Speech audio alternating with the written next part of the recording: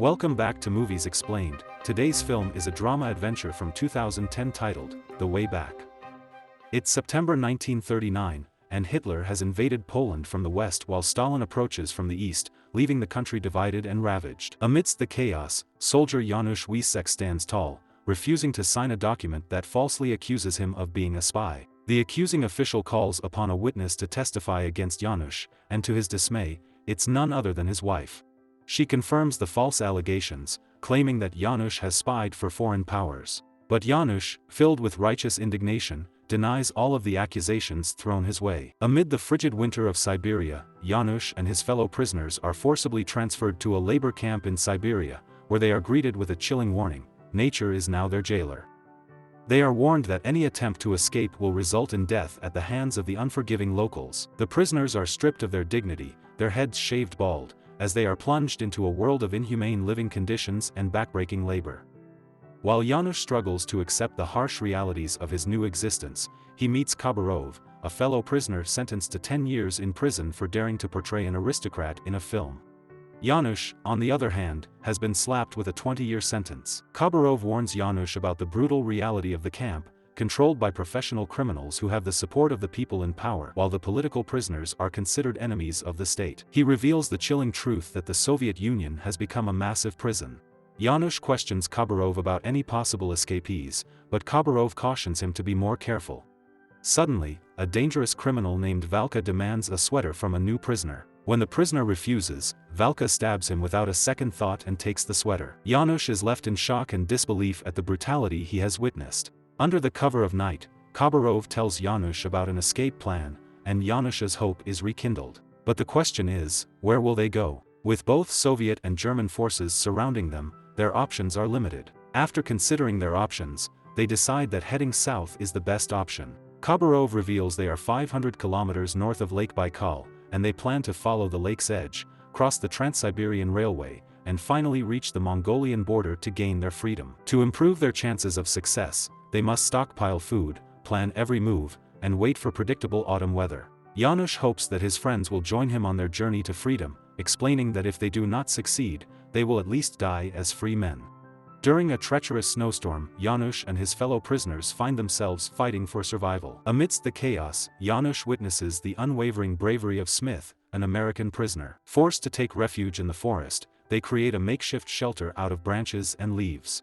It is here that Janusz meets Zoran, a Yugoslav, Kazik, a man with night blindness, and Vas, a Latvian, forming a diverse group of prisoners from different parts of the world. Their struggle for survival continues as Janusz and some of the prisoners are taken to work in a mine, where the harsh conditions causes Janusz to lose his senses and have hallucinations about his home. In a moment of danger, Smith saves Janusz from being shot by a soldier. It is then that Janusz confides in Smith about Khabarov's plan to escape. However, Smith reveals that Khabarov is a liar who has no intention of escaping and has been there for years. Janusz finds this difficult to believe. Smith offers to help Janusz escape, stating that he cannot do it alone. He believes that Janusz's kindness will be useful, even if he is weak. Smith's trust in Janusz's compassion gives him the courage to join him on the journey. Janusz confronts Khabarov about it, only to confirm that it was nothing but a delusion. Meanwhile, Valka witnesses their discussion. Undeterred by the truth, Janusz and his group of fellow prisoners start collecting resources for their journey. Andres learns that Kazik suffers from night blindness as they trade a piece of jewelry for food. Kazik begs him not to leave him behind, stating that he can see a little bit during the day. Meanwhile, Smith offers his Swiss watch to Lazar in exchange for information. Lazar informs them that if they stop the generator, it will create a brief window of darkness for their escape. Amid their preparations, Valka surprises Janusz by approaching him with a knife to his throat. Valka has discovered that they are escaping and demands to join them. Despite his initial hesitations, Janusz eventually agrees to let him join them. During a severe snowstorm, the prisoners finally carry out their escape plan. Janusz believes that this is the perfect time to make their move, as the storm will cover their tracks and make it more difficult for the guards to find them.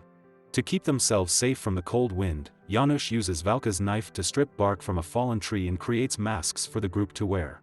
They put on the masks and set out on their journey to freedom, hoping to avoid the guards and arrive at the Mongolian border. During their journey, the group faces several challenges and obstacles. Janusz observes Valka wearing Khabarov's jacket. Valka explains that Khabarov almost betrayed them, but he was able to keep him quiet. Smith informs Janusz that he made a deal with the devil by trusting Valka, but Janusz defends him by stating that they require his knife. The following day, Janusz uses a stick and stone to determine their direction and they start heading south. The group runs out of matches and they stop to discuss their next plan of action. Valka suggests they steal from nearby farms and villages to supplement their food supply, but they refuse due to the bounty on their heads. Instead, Smith prepares a fishing hook to catch fish. Kazik's vision begins deteriorating. He becomes disoriented and gets lost while collecting wood in the forest. He eventually sits down to rest, unaware that he is only a few meters away from the campfire. In the morning, Valka discovers his frozen body and the group mourns his passing. They bury him with respect and continue on their journey, carrying Kazik's memory with them. After many days of walking, the group is exhausted and hungry as they seek refuge in a cave. To survive, they start collecting worms, fish and animals to eat. Janusz decides to venture out alone to find the lake while the rest of the group stays behind. He returns after 6 days and tells them that the lake is 3 days away. As they continue their journey, they suspect that someone is following them, and it turns out to be a Polish girl named Irina. She tells them that her parents were murdered by Russian soldiers, and the group initially refuses to let her join them due to their lack of food and the potential for her to slow them down. However, as they hunt an animal stuck by the lake, one member goes back to retrieve Irina, and eventually, they let her join the group. They all take a bath and clean up to avoid being mistaken for thieves. During their travels, Irina shares her tragic story of being sent to a collective farm near Warsaw by Russian soldiers, where she suffered greatly. She managed to escape but was left without food. However, Smith catches Irina in a lie as he knows that Warsaw is still under German occupation, leading him to warn her not to lie to him again before allowing her back into the group. As they progress, they reach a village, but Janusz insists on avoiding it to avoid being caught. Instead, they are forced to move along the edge of the village through the forest. However, Valka goes missing, causing Smith to suspect that he may have betrayed the group for the bounty. To their surprise, Valka soon returns, carrying a bag full of dead animals to feed the group. He also reveals that it is his birthday and has brought a drink for himself. As the evening progresses, Valka begins to sing a traditional folk song, and Irina joins in. Valka senses a connection with the girl, realizing that she also grew up on the streets, much like himself. Irina starts opening up about her past, revealing that her parents were Polish communists who were sent to Moscow to work in the revolution, staying at the luxurious Lux Hotel with many foreign communists. However, in 1937, they were arrested and sent to a prison camp, leaving Irina and her brother to live in an orphanage. Tragically, her brother died when she was only 10 years old, and she eventually ran away. While they continue their journey, a swarm of mosquitoes begins to follow them, causing their faces to become disfigured from the bites. Despite everyone warning him not to, frustrated Zoran talks to a local and discovers that they wear a ring around their neck to keep the mosquitoes away, allowing them to coexist peacefully with the mosquitoes. As they journey on, Irina strikes up conversations with each member of the group, learning more about their backgrounds and aspirations. Vas is revealed to be a priest, while Tomasz is a pastry chef with dreams of becoming an artist. Zoran used to work as an accountant before he was arrested for taking a photo of the Kremlin, and Smith, once an engineer for the Moscow Metro, lost his son to the oppression of the Soviet regime. The grueling journey takes a toll on Smith's feet, leaving them scraped and sore. Irina notices this and rips a strip from her skirt and begins washing his wound, causing Smith to tear up. They finally reach the border between Russia and Mongolia. Valka decides to stay behind, seeing Russia as his home and Joseph Stalin as a hero. The rest of the group presses on towards Ulaanbaatar, only to find themselves in a newly communist state. Seeing images of Stalin and the Red Star, they realize they are not safe there either and decide to continue south towards China. As they continue their journey, the landscape around them becomes more treacherous with hills and mountains blocking their path.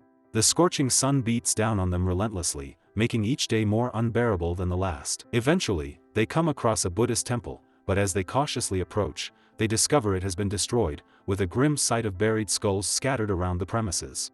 Vas, shaken by the sight, recounts his own experiences in Russia, where priests are killed and religion is banned. He reveals how he had returned to his own destroyed church and in a fit of rage, strangled the lone guard. The memory sends shivers down their spines. With China being their ultimate destination, they are uncertain if they are heading towards freedom or oppression. But they refuse to give up and decide to push through Tibet and cross the mighty Himalayas to reach India. Zoran mocks their plan, claiming they'll need a magic carpet to pull it off, but Janusz insists on walking. As they journey through the scorching desert, they come across a group of horse riders.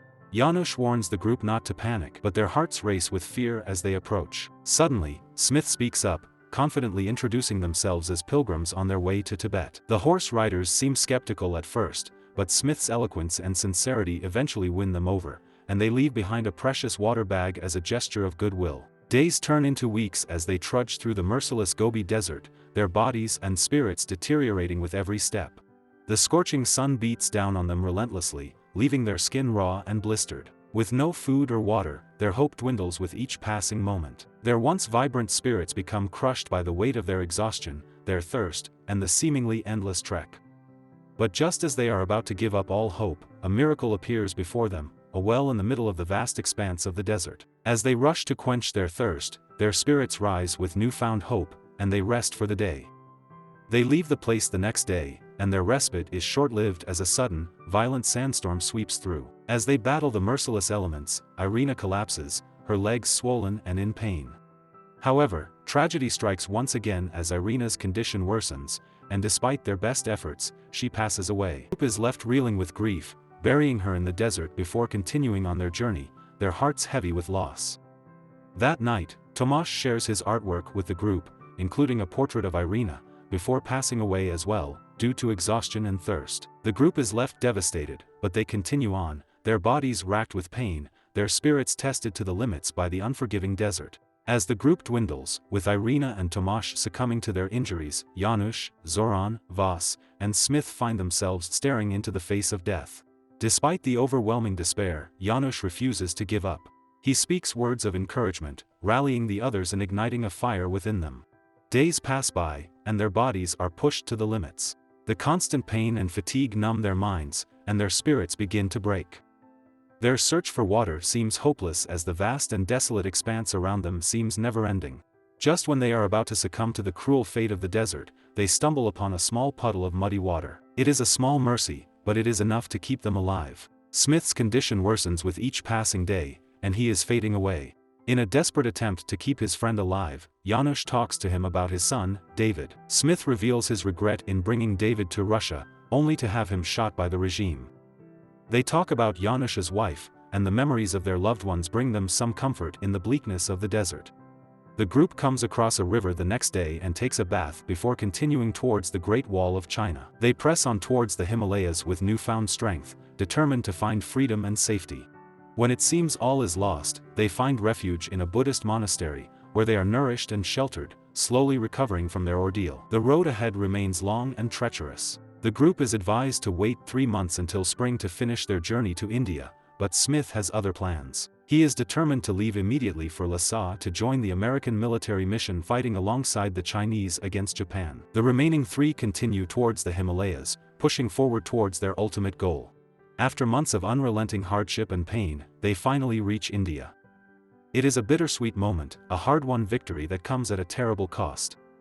Janusz fulfills his promise to his fellow prisoners and to himself. However, it isn't until 45 years later, after the fall of communism in Poland, that Janusz can return home to reunite with his wife. For all those years, Janusz carries with him the pain and sorrow of the past. He struggles to forgive his wife and move beyond the pain that has consumed him for so long.